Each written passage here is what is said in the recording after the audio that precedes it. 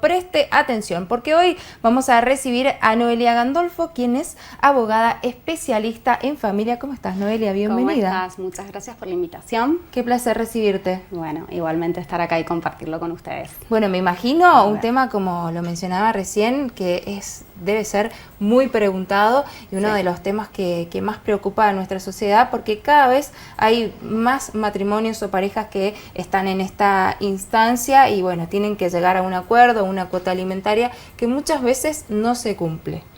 Exactamente. En realidad, bueno, acá, si me lo permitiste, quiero hacer algunas precisiones como generales, como para que se entienda de dónde surge esto de la cuota alimentaria.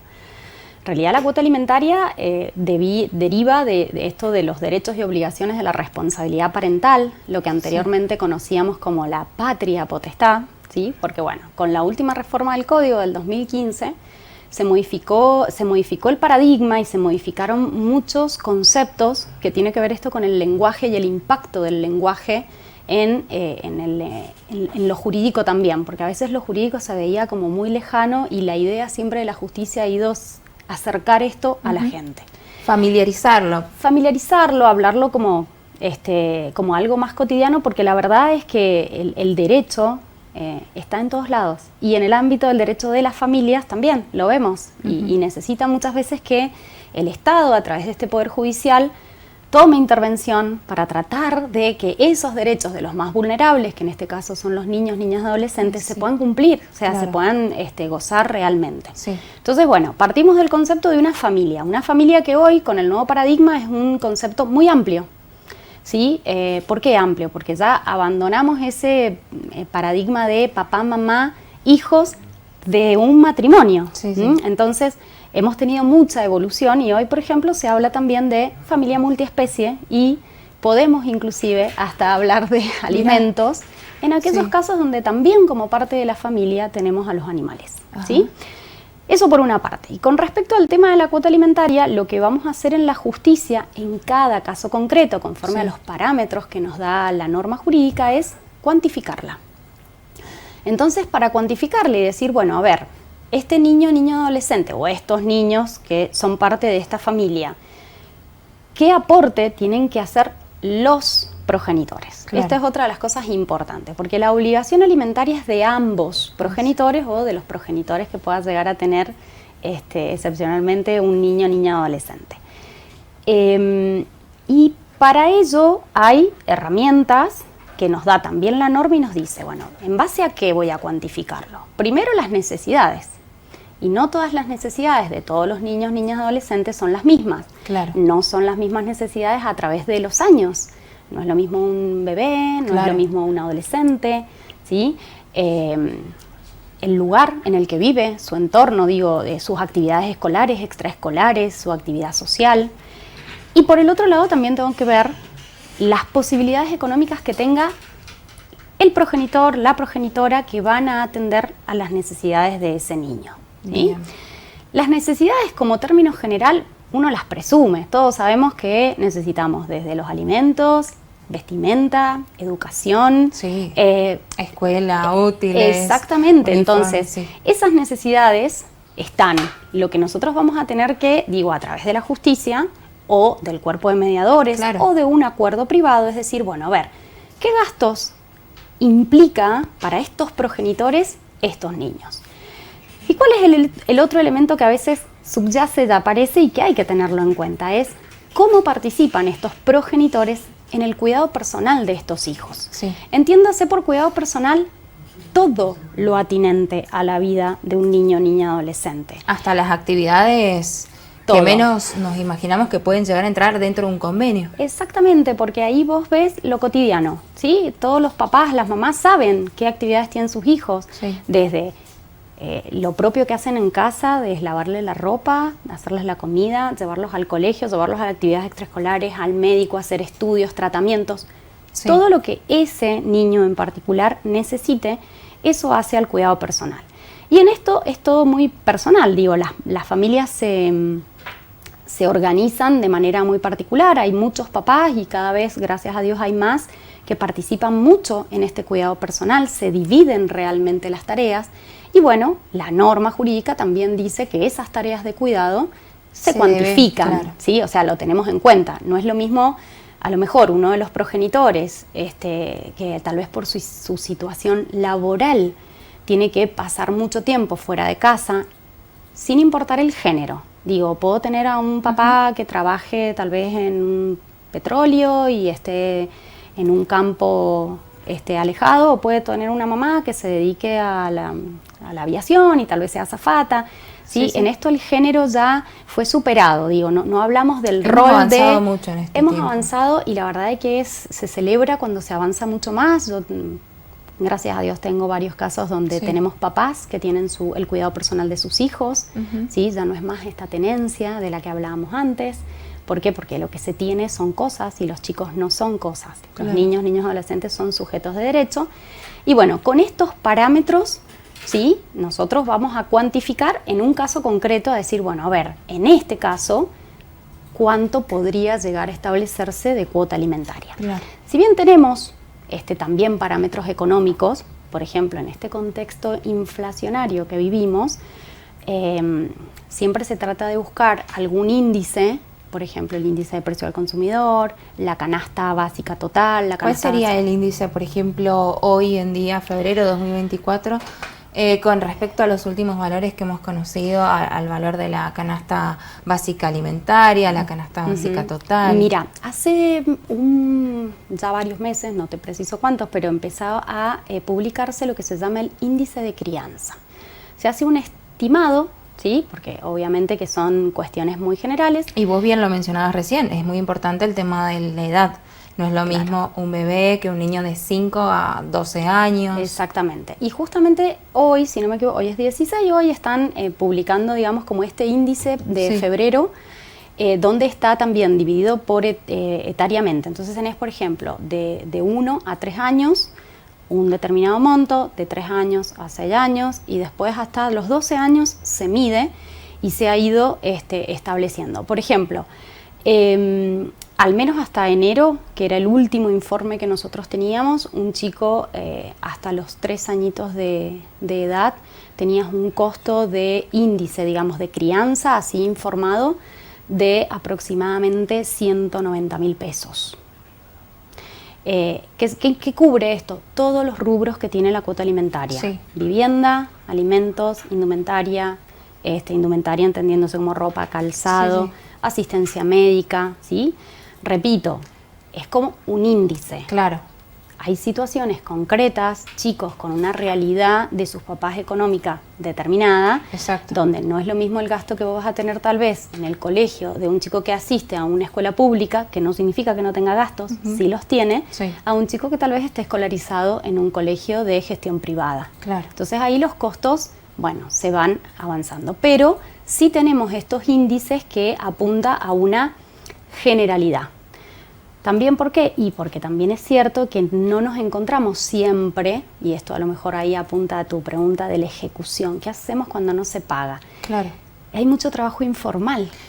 Lo que pasa, Noelia, también hay muchas personas que no están al tanto y no tienen información adecuada, y por ahí el hecho de decir no tengo el dinero para poder pagar una consulta a un abogado, que lo hablábamos detrás de cámara, como está la situación hoy, se hace complicado, entonces dejan de lado sus derechos.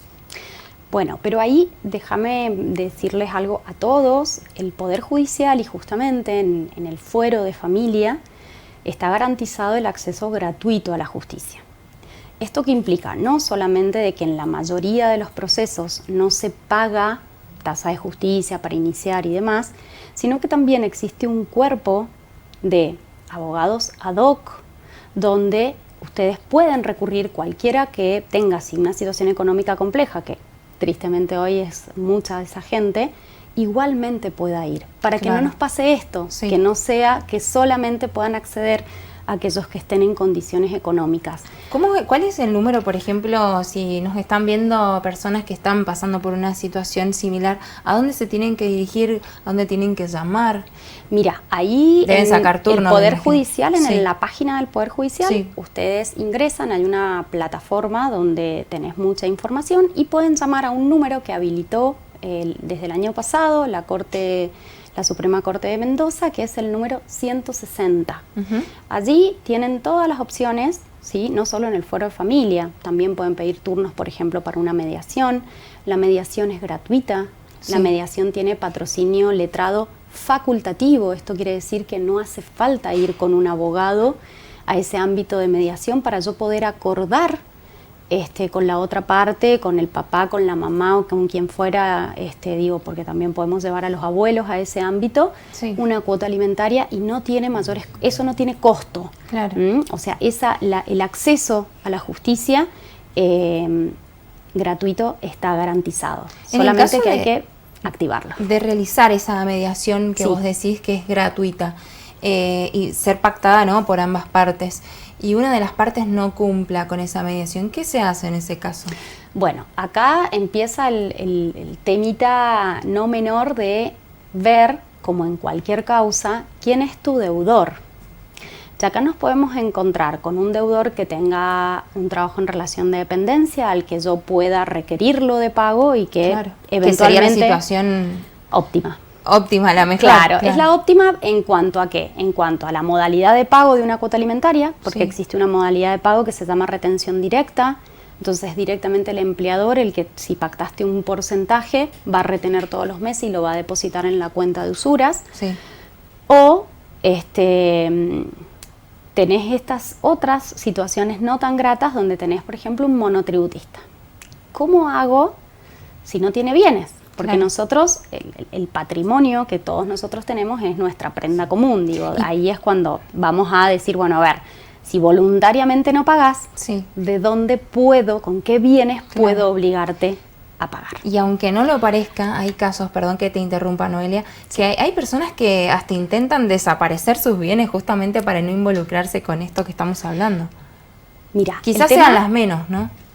Sí, lo que sucede acá es que el evadirse, el no cumplir con los deberes de asistencia familiar es un delito. Está tipificado en una ley. ¿Qué sucede con esto?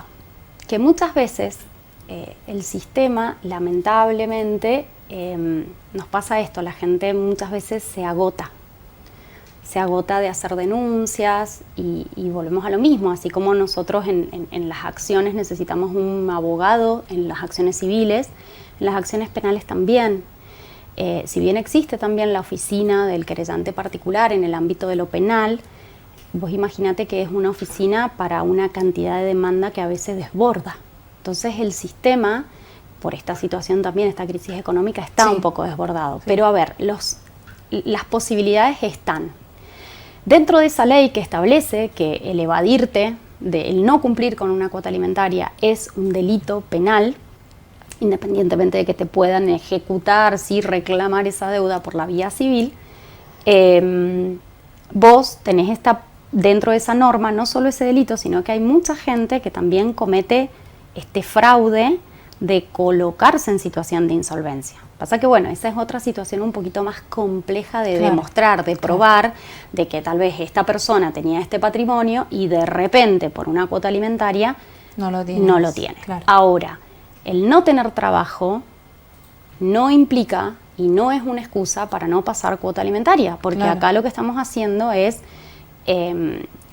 protegiendo a la persona más vulnerable, a un hijo que no quiso o no pidió venir al mundo. Entonces, en esos casos, cuando vos tenés estas dificultades para procurarte la cuota alimentaria del progenitor, que es el primer obligado, Sí. la norma establece, las leyes establecen que podés llegar subsidiariamente a los parientes, los más cercanos, los abuelos, Sí. pero podrías ir a un tío y demás. Claro.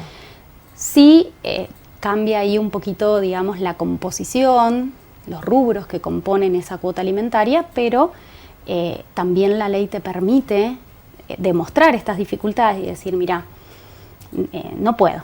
Claro. El papá no tiene esto, no tiene trabajo, Sí, sí, sí. dejó de estar O trabajando. sea, hay formas. La persona no se Hay va a formas, quedar. hay formas. Qué bueno Exactamente, saberlo. hay formas y hay formas también de poder acceder a la justicia sin necesidad de hacer grandes erogaciones económicas, digo, porque ¿Por qué te digo grandes erogaciones? Porque a lo mejor si vos tenés que notificar una sentencia y tenés que pagar la movilidad de la oficina de notificaciones, pero no son montos exorbitantes que uno diga, no, es imposible de pagar. Bien, bueno, qué interesante, ¿no? Para seguir hablando. Es un tema muy interesante y siempre las necesidades van adelante de las normas, entonces es grande, también a veces es bastante fuerte el desafío que tienen incluso los que tienen que resolver, porque en este tema en particular hay mucha jurisprudencia, está como bien claro, pero bueno, hay muchos temas dentro del derecho de las familias donde hay que ayornarse a las necesidades que van surgiendo de las nuevas realidades. Me imagino que cada vez crecen más estos casos, ¿no? Lamentablemente sí, y hay generalizado, al menos esta es mi percepción muy personal, la gente tiene muy poca capacidad de diálogo, hay poca tolerancia y muchas veces no se prioriza lo que se debe priorizar en este caso, que son los niños, más vulnerables, niñas, adolescentes. Claro. Entonces tenés, por llamarlo de alguna manera, un enfrentamiento entre dos personas que van a ser eternamente los progenitores de esos niños, y tenés niños que terminan siendo, bueno, si estoy acá, si estoy allá, y este conflicto de lealtades que muchas veces se visibiliza con todo lo que ellos sufren, no solo una separación o el no tener a sus papás, más allá de que tal vez es más normal o más generalizado en esta época, ellos se adaptan fácilmente a tengo la casa de mi mamá, tengo la casa de mi papá, pero yo creo que cuando hay mucho conflicto entre los adultos no suelen poder mirar, quiero creer que no pueden mirar a esos niños, niñas, adolescentes y hacer ellos el sacrificio, primero porque son adultos, y ahorrarles estos disgustos y estas cosas a los niños, porque bueno, las infancias lamentablemente, se ven marcadas por estas cosas y estos enfrentamientos. Así que bueno, ojalá que como humanidad también evolucionemos tal cual. Y tengamos estas posibilidades de poder acordar y decir, bueno, mira, tal vez todos pasamos por situaciones malas de trabajo, económicas, pero ser sincero y decir, bueno, mira, yo por ahora puedo con esto, y a lo mejor puedo con esto otro, pero ofrecerlo, no hacer, bueno, lavarse que alguien lo cuide, claro. Que alguien le dé de comer, porque si alguien no, lo va a hacer, seguramente. Alguien lo va a hacer, exactamente. Bueno, Noelia, la verdad, qué placer haberte recibido. Muchas bueno, gracias. Es un tema para seguir hablando por horas, seguramente. Exactamente. Y la última pregunta, y ya nos despedimos. ¿A qué edad los niños pueden decidir si vivir con la mamá o el papá? Qué pregunta, ¿no? Complicada.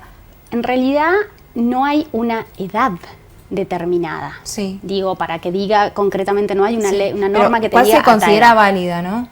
Los niños, niñas, adolescentes siempre tienen el derecho de ser oídos. ¿Qué sucede?